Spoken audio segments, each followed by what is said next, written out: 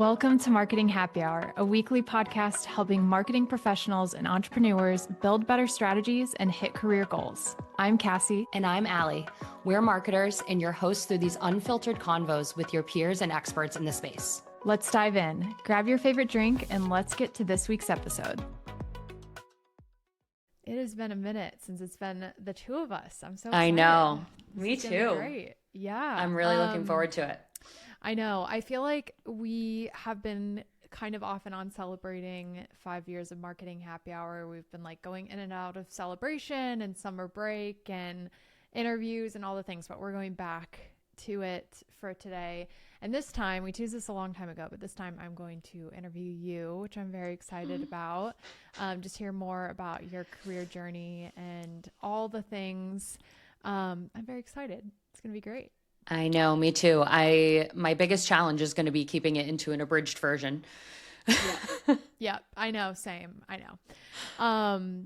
No, it'll be good. And I think, I know a lot about your career journey. We talk about it occasionally, but I think the important part about this is just like highlighting our stories more. Like people have a lot to learn from us too. And like, I don't want to discount that. And I'm just excited to kind of dive deeper, and I'm sure I'll learn a thing or two as well. I know I'll learn a thing or two, so I'm very excited to just dive in here in a minute. Yeah, me too. Yeah. Me too. As always, we have to start with an important question. Allie, what has been in your glass lately? Oh my goodness. When is Bureau not in my glass, to be totally honest? But today we're recording 2 days before the new Spider-Man movie comes out. Yes. And both you and I are huge fans of Spider-Man and just very excited for there to be a new movie for us after 5 years, little under 5 years. Yep. And so I actually have the Spider-Man exclusive Bureau can, which I'm super excited about. It's specifically the Kingston Golden Pills, which is actually my favorite of the Bureau NA beers. And so, yeah, that's what I have. How about you? Yeah. First of all, the cans look amazing. We've been talking about this. They've been doing some awesome partnerships for the Odyssey as well as Spider-Man, which obviously Tom Holland, founder of Bureau, was in both films. And I love a partnership like that. And also just the branded can is so good. Like we were joking with our friend Jackie, who works for Bureau, that like we want to literally frame it on our wall because like we love Truly. Spider-Man, we love Bureau. I'm still figuring out how I can do that. Yeah. I know. It also, I don't know, you probably can't see, I have a terrible camera, but it does say your friendly neighborhood non-alcoholic beer, which I just absolutely love. And there's a web design like going throughout the can. It's all so good. Oh my gosh, I love it. I have not gotten my hands on that yet, but I do have one of the shandies from Bureau. Love. Which is so good. I tried this flavor last night for the first time, blackberry yuzu. It's delicious. I believe these are limited, so go to Target or wherever you shop that has Bureau. Double check their website maybe before you go to the store, but check it out. They're so good. And it's so funny. I just have to note, like someone asked me the other day, they were like, are you like paid by Bureau? Like, what's the deal here? And I'm like, no, like we legit just like we just actually like them. This brand. Yes. Yeah. We love the brand. Obviously huge fans of Tom and everything he's done, but like this is just a testament to this show, is like we've gotten to know Jackie over the years and like watched her journey, and I'm just such a huge fan of that team and like what they're building. And so yes, we talk about Bureau a lot, but it's for a reason, and just absolutely a huge fan of all things Bureau and what they're doing. So very, very well said. Well, Allie, we have a lot to cover here, so I think we're going to go ahead and dive in if you're ready, but start at the beginning if you can. Like we're going to go way back to your first role out of school. Tell us a little bit about that. What did you do? Yeah, so I'm not sure if everybody knows this. My formal degree is actually in PR. And what I found, I was living in Boston at the time, and that's where I'm born and raised. And what I found is that PR was increasingly hard to get into. And I'm dating myself. This was back in 2014. Yikes. It was increasingly hard to get into at an entry level where there was work that felt I think, meaningful to me. And so as a result of that, I started to branch out of just focusing on applying to roles that were just PR specific and started to open myself up to marketing in general. And when I got less focused on PR and more focused on the marketing of it all, the opportunities felt like they were endless in terms of the ways that I could fit in from an entry level standpoint. And so I ended up at a wealth management firm.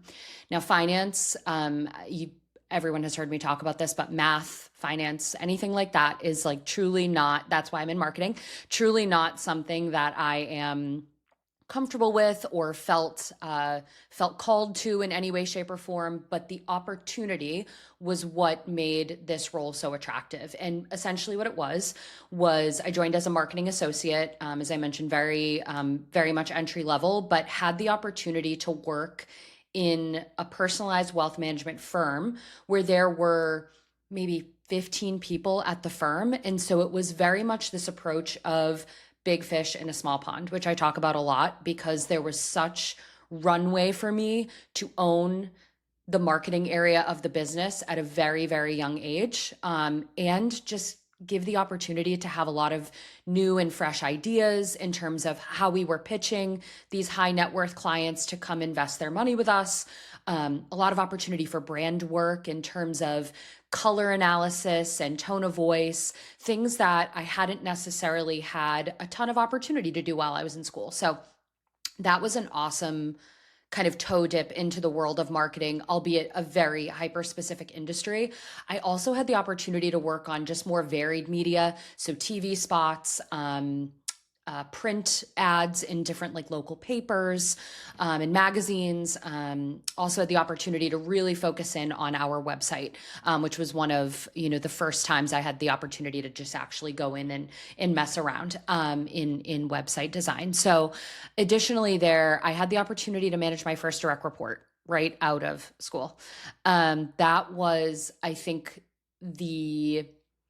maybe the toughest part for me coming in as entry level was I had essentially an assistant as part of being a marketing associate that I kind of helped bring along the journey. I was able to get the direct report about, I would say, a year and a half into that role, and I was there about 3 years. So I did have that opportunity for a pretty large chunk of being at Athena Capital. Yeah.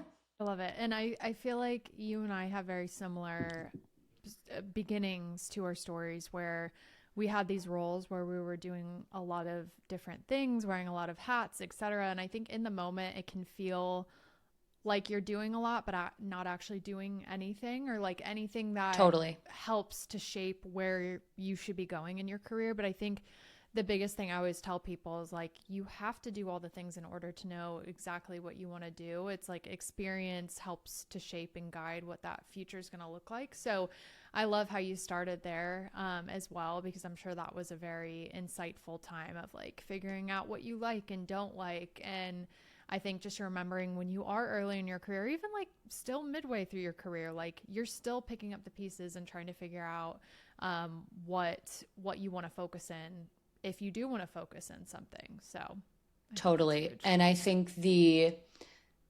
opportunity to wear so many hats when it came to marketing channels gave me the understanding that I have now in terms of how I can be a good thought partner for the people that do own those channels. Like for example, at Madewell, which is where I am now, there are things that I'm still taking from that first job in that first 3 years of my career that I use today albeit maybe in a more focused way. But I do still use the same skill set. So, next question is like, either looking back early on or more recent, whatever you want to pinpoint, was there like a decision or moment or, project or whatever you want to call out that like really you feel changed the trajectory of your career personally?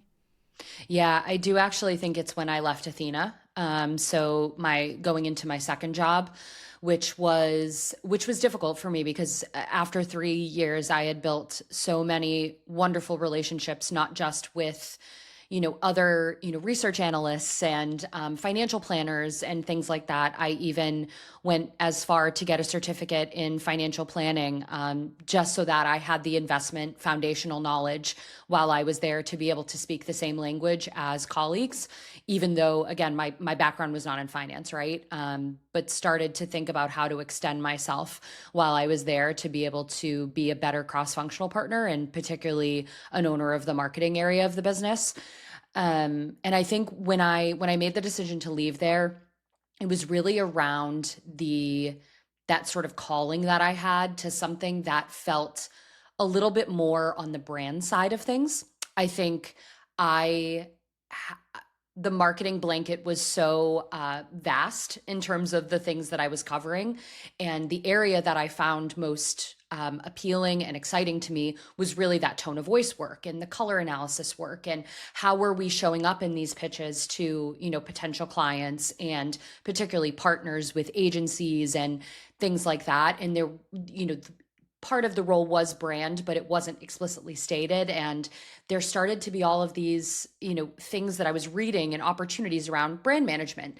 And I was like, man, I think that's actually where I want to be. And so in mid 2017, I hopped to a personal loan lender. So still kind of financial adjacent. So my experience in terms of the finance industry was actually really helpful for me in this role, because I already kind of understood the foundational pieces that were needed, and jumped to a brand called Lending Club, which is still around today. They essentially do personal loan lending for folks needing dental surgery or bariatric surgery or hair replacement surgery.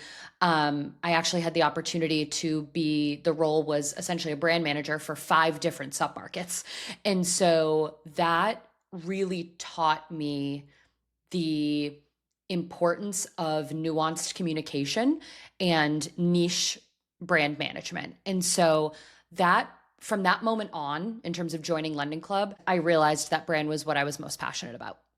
Yeah. And I think, again, like that stuff or that clarity doesn't come without experience and trying things. So thank you for sharing that. The other thing that I'd love to know is, like, as you've grown and evolved in your career, are there certain moments where your career forced you to kind of rethink who you are or who you wanted to be? Like we talked a lot about this in my episode too, where there were different projects or people I met or experiences I had where it kind of like changed not only professionally what I was interested in and who I wanted to become, but like the things as a person and on a deeper level that I really valued. So yeah, just curious, like, I know that's kind of a deep question, but what you would say to that. No, it's a great question. And I have 2 answers, because I think there were 2 very distinct moments that come to mind for me. The first is actually while I was at Lending Club. A lot of the work that I was doing was in the fertility submarket, and it was marketing to essentially parents who were unable to have a child. And we were offering, as Lending Club, loans for people to be able to do IVF. And it was in that moment where I was, again, learning about myself and the things that I wanted to be known for or be a part of. And there was almost this like purpose-driven marketing that I was doing, because I had the opportunity to go to these trade shows and actually hear from these parents that we had actually helped have a baby, because we were able to offer them the financial assistance they needed to be able to have a baby. And I realized in that moment that marketing it's always been about people. And I think that what we were putting out there at that time, I was so deeply proud of, because it took in research from that customer base. So those who are trying to have a baby for 5, 6, 7, 8 years, however long it was, with the opportunity to give them the chance at the family that they had always wanted. And so, that included thinking through, again, that tone of voice, the color analysis of how we were actually going to have pamphlets about loans in the office when they would tell you that your first IVF cycle didn't click, right? I think it was a really pivotal moment for me, in understanding that the consumer behavior is what drives our decision making, and also drove how passionate I felt about the marketing I was actually doing. I would also say, and I have talked a little bit about this on the podcast since it is fairly recent, but I would say also when I was impacted by the reduction in force at Title last March, this is going to be, hard to say, but also I think it's important. It's an important lesson in that it was such an ego hit for me in so many ways. And as a result of that, I had to peel apart the layers of my personal worth in being impacted by something like this and my professional worth. And that was an exercise that, frankly, a year and a half later, I'm still going through and still kind of figuring out what that meant to me at the time and how it impacts how I show up today.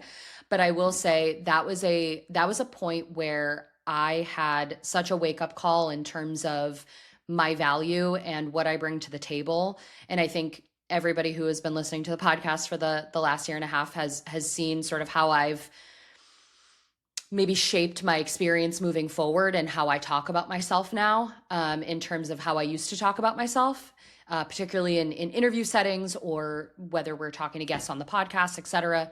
But it was a huge wake up call for me in terms of how my personal brand looked externally facing, but also how it looked to me. And I think I learned a lot about what it means to really separate out those pieces of your career and how it is important to continue to be, you do have value outside of your career.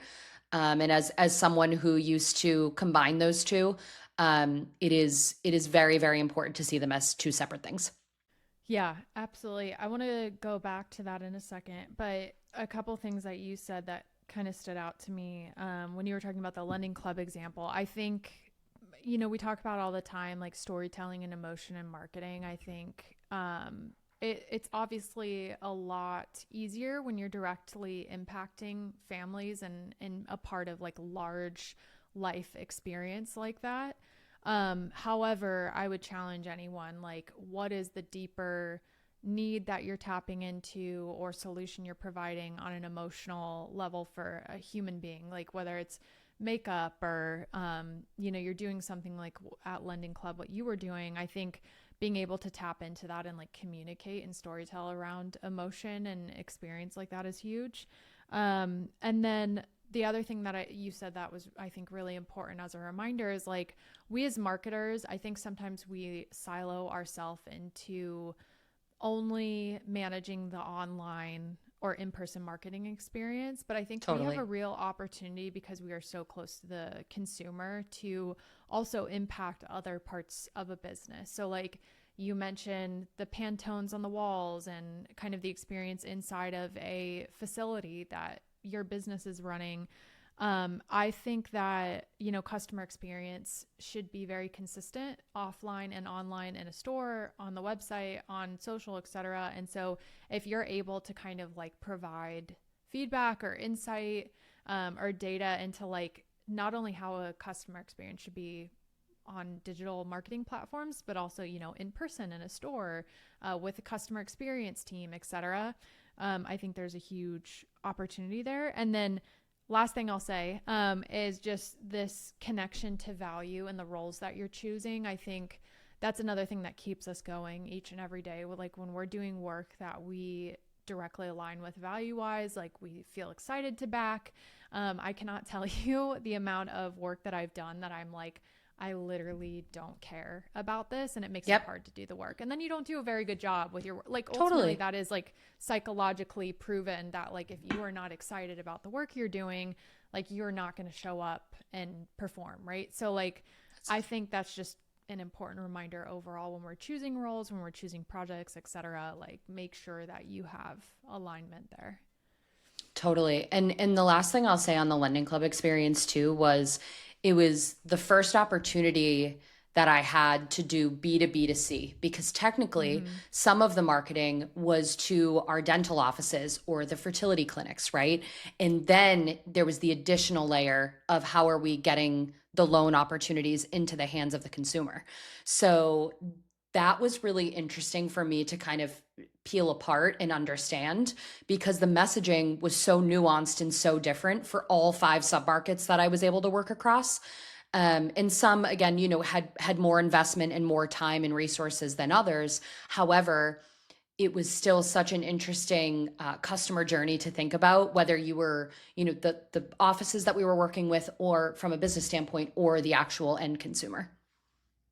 Yeah, for sure. No, that's great. Great experience. And again, I think very awesome that you got to do that early on in your career. Lots of learnings there. So I want to go back really quickly to, your layoff with Title, for example. You kind of mentioned just the power of personal branding and working through that, like post that happening. I'm curious, is there anything else like in practice that you're still thinking about or applying that experience kind of like, I don't want to say forced you into, but like kind of prompted that as an exercise, even if it's like within the personal branding world? But what are some things that you're like actively continuing to do that kind of propelled you into, if that makes sense? Yeah, absolutely. There are a couple things, to be honest, because I think at that time I felt so completely out of control when it came to my career, that I started to think about what are other ways that I can extend my personal brand that aren't a full-time job. Because at that moment, I wasn't necessarily ready to hop into something that felt full-time, and I really wanted to give myself a break in between, and I was grateful enough to have a severance package to be able to do that. And I'm again very grateful for that opportunity, because I was able to take the time I needed to actually think about, what do I actually enjoy? What am I in the right lane? Do I want to switch things up? And where I landed was thinking about other things that I enjoy about marketing. And one of those things is writing and copy. And I haven't necessarily had the opportunity to impact copy at the level that I've always wanted to, because I do really enjoy it. And I like words. I think words are our like most valuable resource we have. And as a result of that, I used to really enjoy creative writing. And one of the things that I was like, man, how cool would it be if I could just freelance write for someone and just like pitch myself out there? And so I started to do that. And I cold pitched myself to a magazine here in Horizon West, which is the community I live in. And they were like, we're looking for community contributors. We think you'd be a great fit. It was a moment where it wasn't necessarily because I was excited, like on the financial side of things. It was more, how can I feed my soul during this time with things that feel aligned with my values and aligned with the things I'm passionate about? And I'm still working for them today. I write, 2 or 3 articles a month that come out in various ways on their newsletters and social media. And then also in their print magazines. And so I've had the opportunity to be published in that way. And that is not anything I ever thought I would have the opportunity to do. But because I pitched myself and I took a chance on that, I'm so grateful I did, because that is one area that I am really, really deeply proud of, and work that I'm deeply proud of as well. A lot of the stories that I write are community interest pieces. So they're, think people in our community that are doing really awesome things. Like, for example, this girl that is cleaning up the decks at one of the, meaning outdoor decks, at one of the communities that she lives in. And so that's such an awesome opportunity to highlight this 10-year-old girl who is doing really, really great things in her community. And I get to meet the parents, and I get to meet the girl, and it's just it's a feel good thing for me. And it's really helped solidify my love for writing as well. That's one thing. The second thing I would say is, because networking has become such a giant part of my life, I would say that I really, really stand by the rule of not leaving a networking conversation without making one more connection outside of that. So for example, anyone that I am talking to at any company at any given time, I am either connecting them with somebody in my network, or they are connecting me with somebody to continue the web of connections.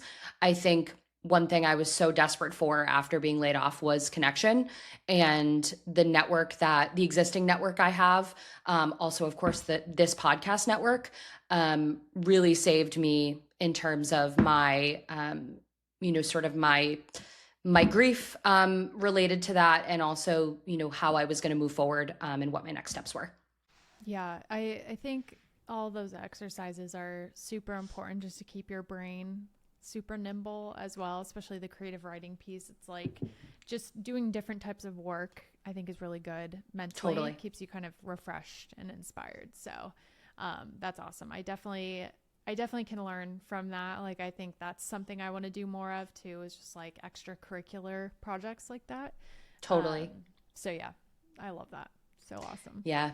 It's been a really, really good value add to my sort of repertoire, and I feel more well-rounded as a result. And you and I are doing the courses this summer with Dennis and Edge. We've been posting a lot about those, but the AI and content strategy course, and then of course the podcast studio, 4-week intensive course we've been doing, things like that, I feel are actually representative of who I am as a professional and a person, versus it just being very one-sided. And that has been a huge learning for me. Yeah, absolutely. Yeah. And it can look differently for everyone. So it's like, figure out what you're kind of naturally drawn to. I mean, for you and I too, it's like taking photos and creativity and thrifting, and like we have our own like fun page where we Totally. just post whatever we want at any given moment and just try and experiment and have fun with it. So again, I think finding that can be super simple,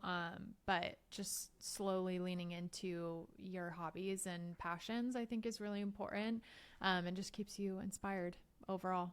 Totally. So if I didn't have any of those things, I don't think I would be where I am today, for sure. Absolutely. Yeah, you don't realize like how much it actually impacts like the bigger picture of your life and career, Totally. until you look back at it. Yeah, for sure.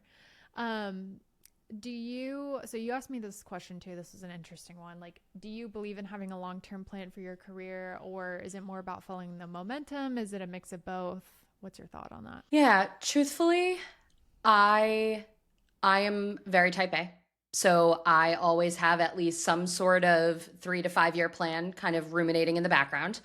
However, I will say the important thing about that is actually to be flexible, and be adaptable and be nimble, because opportunities will come up that will completely destroy your 3 to 5 year plan.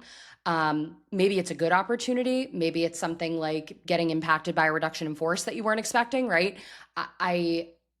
The one kind of point I want to make there is that there is beauty in kind of going with the wave of your career and just enjoying the good in the moment, versus always feeling like you have to plan for something that is way far down the line. Life changes so quickly, and that's okay. I think I have spent a lot of years chasing a dream that did not work out. And for a long time, I struggled with feeling like very sad about that, and feeling like I had failed in a lot of ways. And the reality is, because I was so set on this one thing happening within this one time frame, I had to almost again grieve the loss of that, and understand that my dream has changed because as a result of that happening, right? And I think it is okay for your dreams to change. It is okay to think about your career in 3 years, 5 years, 10 years, and have a goal to set to. I think the most important part, though, is maintaining that flexibility and that opportunity to be nimble and take opportunities as they come to you. Yeah. There's so many ways to look at that kind of thing. I mean, on one hand, it's like we're young and you never know what could happen. I think desires are placed on our hearts for a reason, and like I think we have every reason to chase that, but also like sometimes the desire is taken away because we feel like we did everything we could, and maybe it's not the thing that we're looking to follow or chase, at least for right now. So I think additionally to that, it's just paying attention to your heart and your mind and like how you feel about a situation. You and I have been in similar places where it's like we either have an opportunity in front of us or we're chasing an opportunity, but it doesn't quite feel right. And I think we have to be very cognizant of those feelings. Like it, even if you're chasing a dream, like it needs to feel like the right choice. Totally. And so it's such a like interesting psychological conversation, but I think dreams and desires can ebb and flow throughout life, but always like very much keeping tuned to like how you're feeling about things and talking to people and asking for their feedback. And this is why mentorship and like our environments are so important, because like some people can be completely broken by that experience. But I think if you can use it as learning and to reframe it and like figure out, okay, now what can I do next? Or how can I use this as kind of like a launch pad or a jumping off point? There's different ways to look at it, but yeah, it's an interesting one.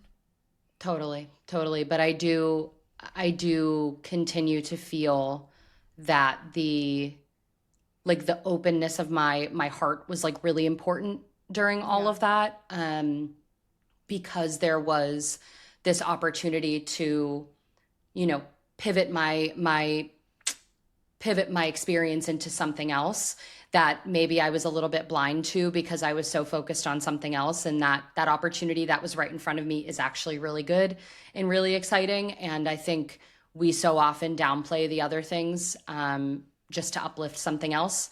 Yep. And it's been an interesting experience for sure.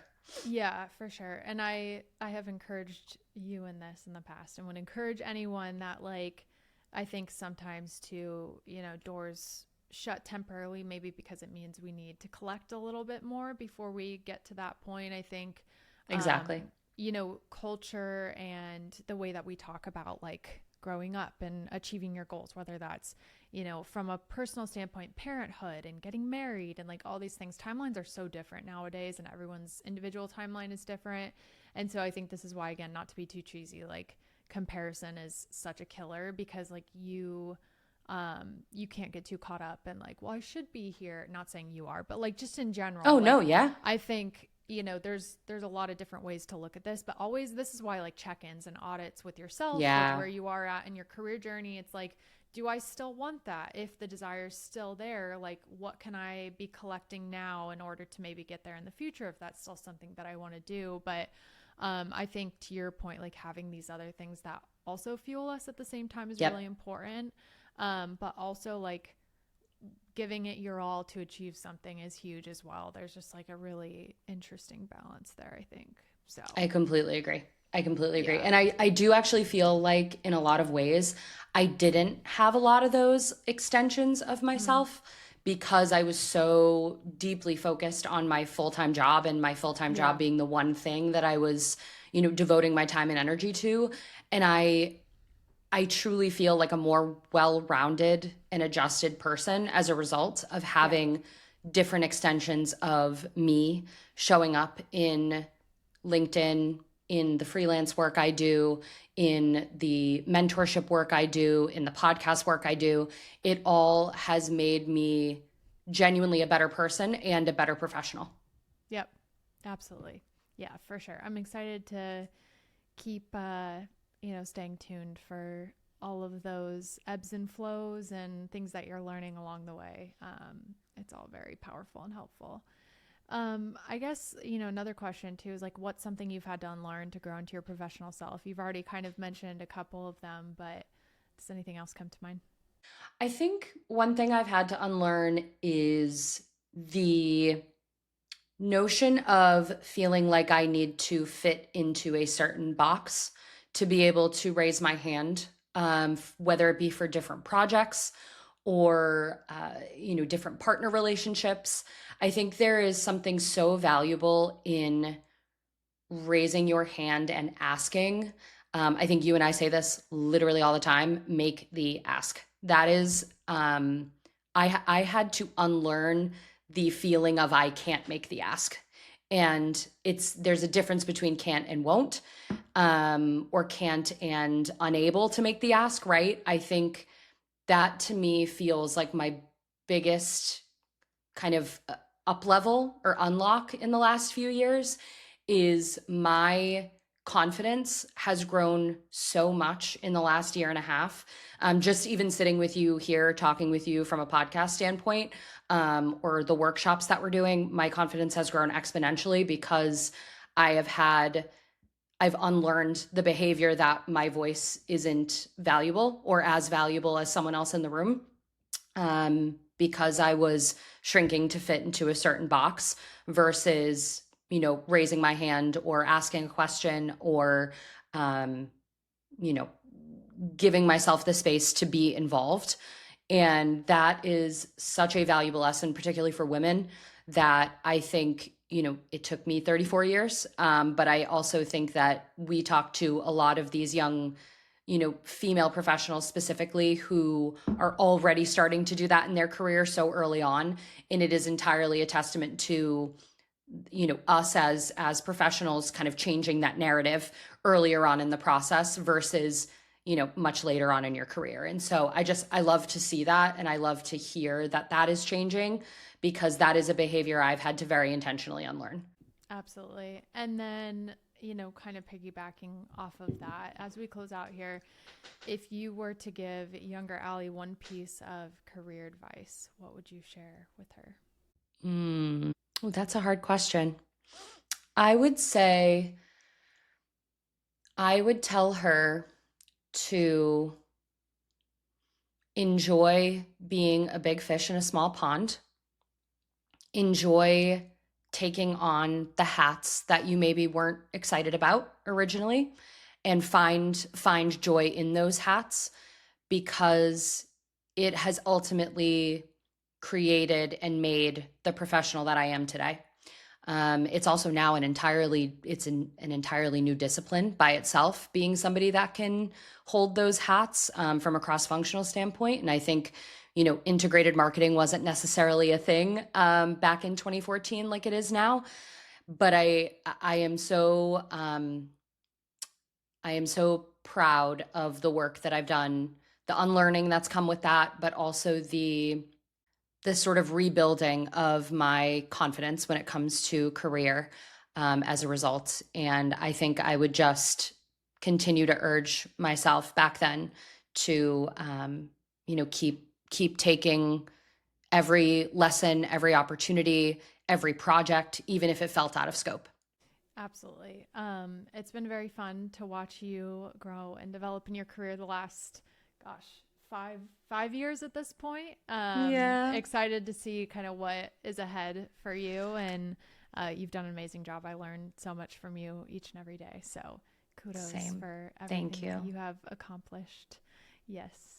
Thank you. Yeah. I would also, just prompt you listening, like if there's more you want to hear from Allie's career, I go on Allie's LinkedIn and you will see there's a wealth of experience and stuff on there. We've done a lot of episodes on, not a lot, we should do more episodes on partner marketing. So that's one thing we can get into. But, if there's anything you want to hear from her, definitely let us know. We'll keep trying to do more of these, one-on-one episodes and just talk more about topics that we're excited about and more about our experience. Cause I think there's a lot to dig in there. So I'm excited. Agreed. Yes. It was great to do an episode, just you and I for a change, because it's been a while. I know. But I will say, if there are any follow-up questions, if there are things that you resonated with, things that you didn't resonate with, please tell me. I think I have received massive amounts of LinkedIn messages from listeners that always genuinely fill my cup in ways that I don't have the vocabulary for. So I would love to be able to continue those conversations, outside of the podcast and, just welcome you in any way you're comfortable with. Yeah, that's actually a good reminder too. We don't talk about this a lot, and it's weird for us to ask this, but we genuinely love doing this show, but we also really appreciate feedback and ideas and things. And so we tell people all the time, we're like, if there's something you want to hear, a brand you want to hear from or whatever, or you have a story or something you've learned that you want to share with us, please let us know.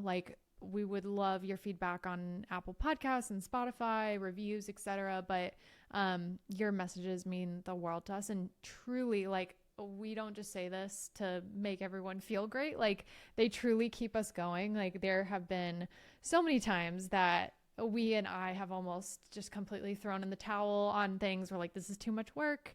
But it's truly like you and the community listening that keep us going each and every week. And so thank you for just being here. Thank you we took a little bit of time off this summer. So thank you for just bearing with us as we rested and recouped and everything. But just so grateful that you guys are here, and thanks for listening as always. Thanks so much for listening to this episode of Marketing Happy Hour. If you enjoyed it, make sure you're subscribed to the show and sign up for our weekly newsletter with insights and marketing resources. We also invite you to check out the MHH Collective, our community for marketers looking to connect, grow, and learn together. Check out the links in the show notes. We'll see you next time.